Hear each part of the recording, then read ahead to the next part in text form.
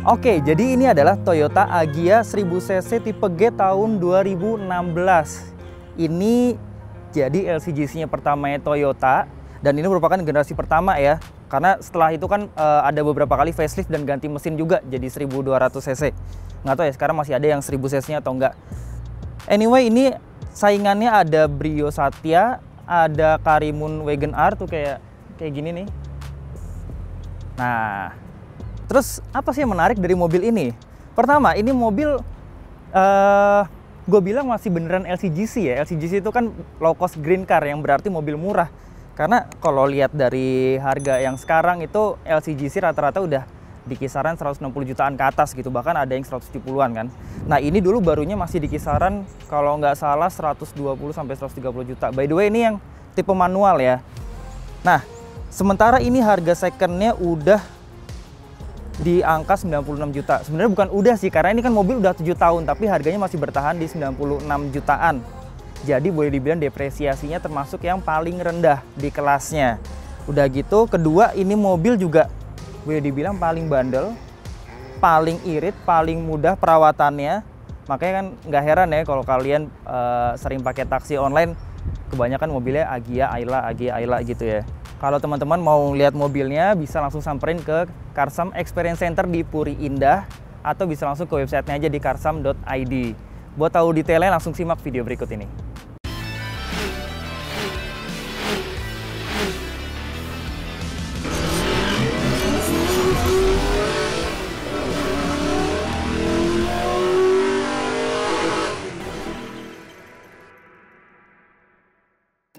Nah, ngomongin soal desainnya ya, ini mobil tuh menurut gue paling aman ya secara desain. Karena apa?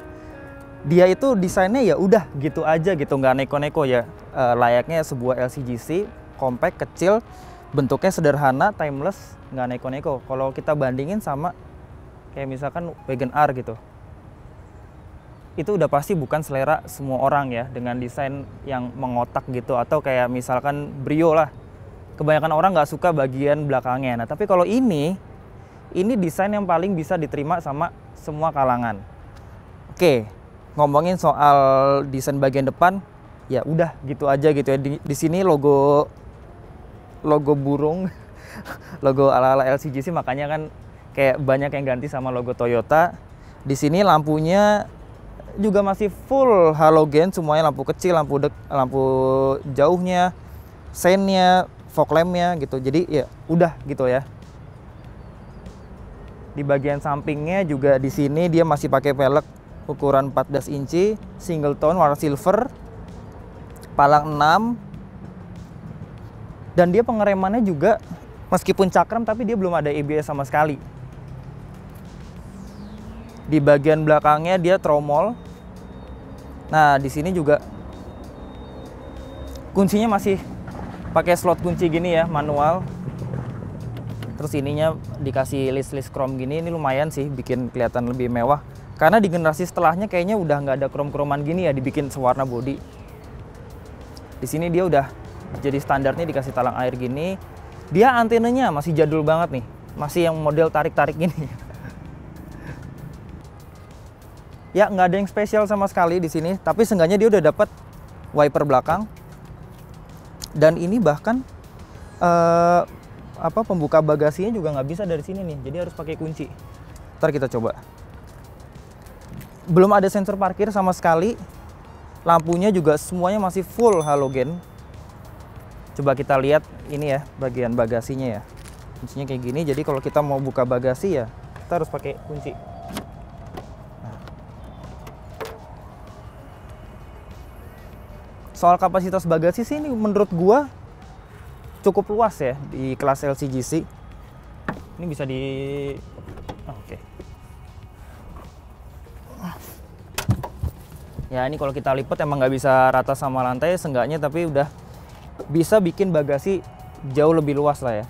Dan di sini kalau kita buka, wah ini harusnya ada covernya nih, tapi kayaknya udah hilang. Nah ini kita dapat ban full size. Oke lah.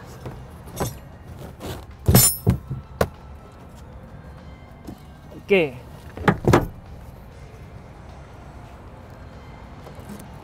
Nah, ini yang menarik ya soal mesinnya nih. Ini mesinnya Agya. Ini yang menjadi kekurangan sekaligus kelebihannya dia. Oke, jadi dia pakai mesin 1000 cc, 3 silinder, tenaganya itu cuma 65 horsepower dan torsinya 88 Nm. Tapi bagusnya adalah mesin 3 silinder itu punya karakter, dia itu torsinya lumayan gede di putaran bawah. Jadi dia itu torsi segitu udah bisa dicapai di putaran 3600 RPM. Jadi pasti kalau buat stop and go cukup agresif lah ya. Meskipun di atas kertas angka tenaganya cuma 65 horsepower. Dan dia pakai transmisi manual 5 percepatan. Kalau kita starter kayak gimana ya?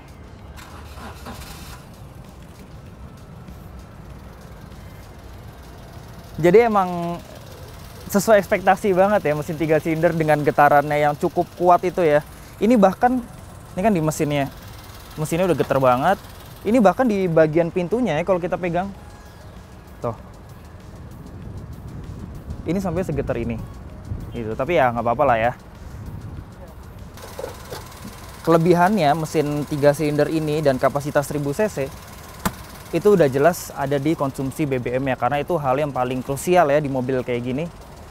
Ini dalam kota kira-kira bisa 113 sampai 115 kalau dengan cara eco driving. Di tol dalam pemakaian yang irit banget itu bisa 18 sampai 21 km per liter. Jadi luar biasa banget ini konsumsi bensinnya. Dan meskipun dia direkomendasiin pakai oktan 92, tapi ini bahkan diisi BBM dengan oktan yang sangat rendah pun juga nggak ada yang masalah gitu. Oke, sekarang kita lihat dalamnya. Oke, jadi ini interiornya. Ya nggak bisa berharap apa-apa ya, karena ini dari kualitas materialnya juga ya wajar ya, di kelasnya emang ini plastik semua materialnya. Ini bahkan door trimnya kalau dilihat juga bener-bener polos, sama sekali nggak ada bahan kain atau gudu. Ini juga ya udah gitu aja gitu kan. Di sini seenggaknya dia dikasih aksen-aksen silver gini, ini keren sih. Dan ini juga di bagian kisi-kisi AC-nya dikasih list chrome gini, bagus. Dan di instrumen clusternya pun juga dia dikasih list chrome, itu bikin kelihatan mewah ya ini mobil. Ini joknya nggak bisa diatur ketinggiannya, jadi cuma sliding sama reclining aja. Dan ini juga headrestnya fix ya, nggak bisa diatur-atur sama sekali. Tapi untungnya posisinya masih cukup oke. Meskipun ini sama sekali nggak suportif ya untuk di joknya. Jadi ini buat teman-teman yang mau pakai mobil ini buat perjalanan jauh keluar kota, ini udah bisa dipastikan nggak nyaman sih. Apalagi ini pun juga dia nggak bisa nyangga sampai ke ujung paha. Terus setirnya, di sini nggak ada tombol apa-apa sama sekali, bener-bener polos. Dia cuma dikasih aksen-aksen silver gini, dan dia juga nggak bisa di setel sama sekali nih. Jadi ya udah terima apa adanya dengan kondisi kayak gini. Jadi emang pasti susah ya untuk dapetin posisi yang ergonomis gitu. Untungnya gue nggak tinggi-tinggi amat, jadi ya segini masih cukup oke lah. Terus di sini ada pengatur elektris untuk spionnya. Sisanya nggak ada apa-apa lagi. Di sini power window-nya dia auto, tapi autonya yang di bagian pengemudi aja, dan dia autonya cuma untuk yang turunnya aja, yang naiknya tetap manual. Terus di sini di speedometernya dia standarnya cuma ada trip, average consumption, range, eco indikator, udah gitu aja. Sisanya tachometer sama speedometer aja. Nah ini audionya juga standar ya, tapi seenggaknya nih gue suka desainnya gitu, karena dia udah terintegrasi. Jadi kelihatan lebih mahal gitu. Di sini ada radio, ada USB, ada aux, ada CD juga. Dan ini kalau buat teman-teman yang mau pakein Bluetooth, itu tinggal beli alatnya aja. Dan untuk cara pasangnya segala macem bisa klik di link di atas ini. Oke, karena gue udah pernah buatin videonya. Ya ini transmisinya manual. Terus ini ada cup holder 2 di sini, ada slot penyimpanan di sini. Di kanan juga ada. Terus di sini ada cup holder, tapi kecil banget ini ya kayaknya. Speakernya ada 4. Dan di sini untuk sistem keamanannya ada airbag 2, kanan dan kiri. Ini tipis banget ya. Dan dia nggak ada kaca sama sekali. Ini pun juga lampunya masih model yang begini nih, modelnya jadul banget. Spion tengahnya belum ada pengaturan day and night-nya. Oke. Nah ini coba liatin sini deh, Di. Ini ya kualitasnya juga emang ya namanya juga LCGC gitu ya, tapi ya seenggaknya ini bisa dibikin lebih solid lah. Ini bener-bener ringkih banget gitu konsol tengahnya sini. Oke. Nah, di sini kita coba bagian belakangnya.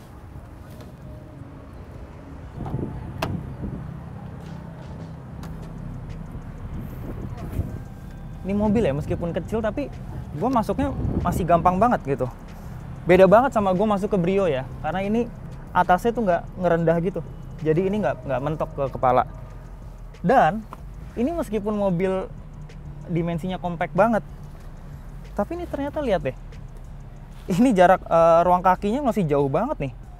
Ini di depan posisi mengemudi gue, dan ini gue masih bisa dapat segini. Dan ini juga kalau kita mau majuin kaki, ini masih lega banget ini buat nyelonjorin kaki nih.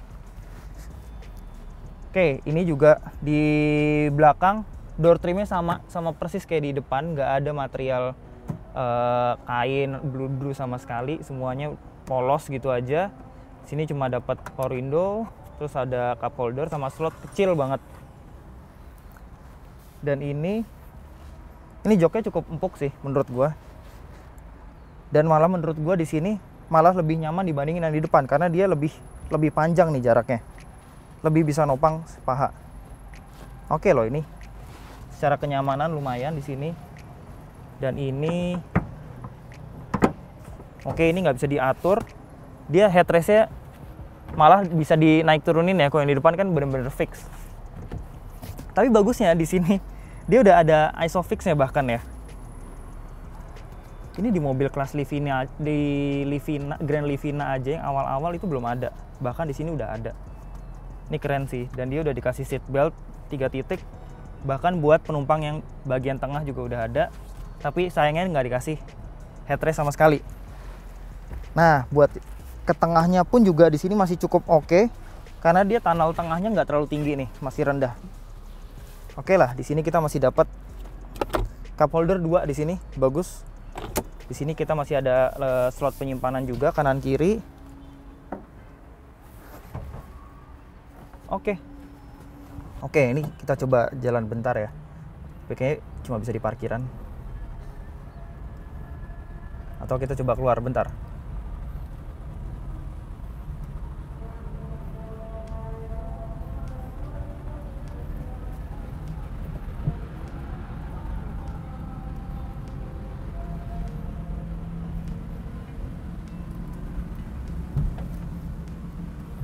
Untuk suspensinya ya so-so lah ya, dibilang keras banget juga enggak, tapi ya udah gitu. Kayak empuk juga enggak.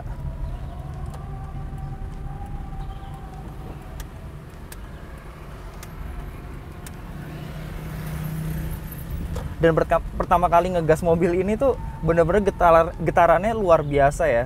Tapi satu hal yang gue notice di sini, meskipun ini kapasitas mesinnya kecil banget, ini cukup agresif loh.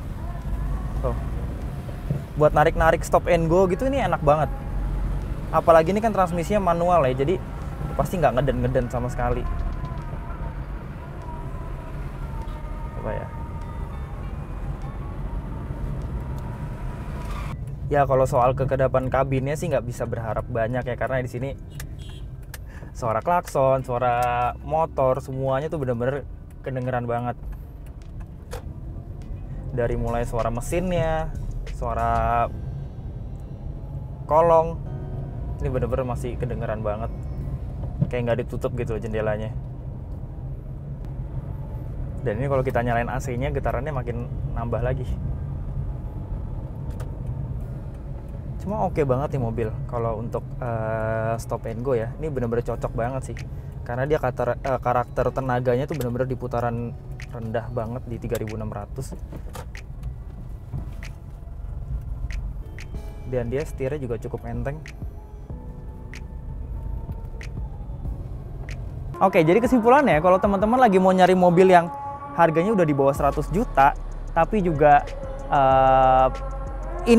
kebutuhan mobilnya tuh cuma buat nganterin dari trip A ke trip B, kayak ya udah gitu ya, kayak perjalanan singkat-singkat aja dalam kota, ya ini mobil cocok banget sih. Apalagi ini mobil juga sangat-sangat worry free, kalian nggak perlu mikirin namanya biaya servis mahal, habis itu ribet-ribet untuk ngurusin spare part dan lain-lain, karena ya ini mobil bener-bener terbukti karena sampai banyak dipakai untuk taksi online juga. Nah, gimana menurut teman-teman soal mobil ini, worth it untuk dibeli atau enggak? Silahkan komen di kolom komentar dan jangan lupa untuk klik like dan subscribe. Sampai jumpa di video-video berikutnya.